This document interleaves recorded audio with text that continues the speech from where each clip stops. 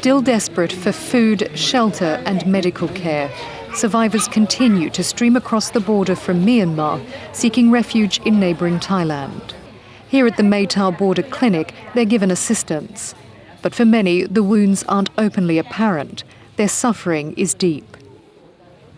This man lost everything, including his wife and child. He spends his days at the clinic, reliving the tragedy and pondering his future. The wave hit. My wife tried to hold my waist, but she lost her grip. My son said, "Father, Father, save me." He died in my arms. But like so many others here, he's on borrowed time. Unable to stay in Thailand, many of those who seek refuge here will have to go back.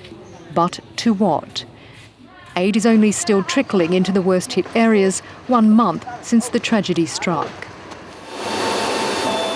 Of 9 helicopters organised by the United Nations to move food to those who need it, only 1 is in Yangon and 8 are sitting idle in Bangkok.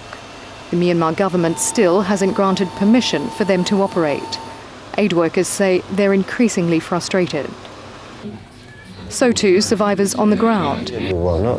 This man says the army held a lottery in his village to determine who could eat and who would have to go hungry. A member from his family was given a number and the soldiers held a lottery.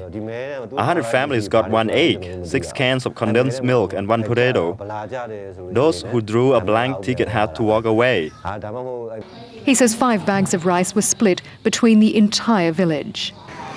The military government has promised to provide unhindered access to the worst-hit areas, but the suffering continues. From a safe house on the Thai-Myanmar border, one former soldier says he's frustrated by his government's handling of the crisis. He says he deserted the army after last year's crackdown on Buddhist monks and has been living under an assumed name in Bogale until the cyclone struck last month.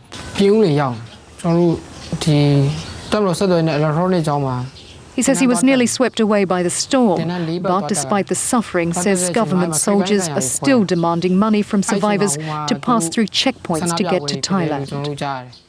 Myanmar's military rulers are trying to convince the outside world the country is coping with the crisis, but many are frustrated their offers to assist have been denied. The US Defense Secretary says American naval ships are preparing to leave the waters off Myanmar if the regime continues to refuse to let them help the aid effort. Much of the world is still forced to watch from the sidelines as aid agencies make small inroads into the worst-hit areas of the Irrawaddy Delta.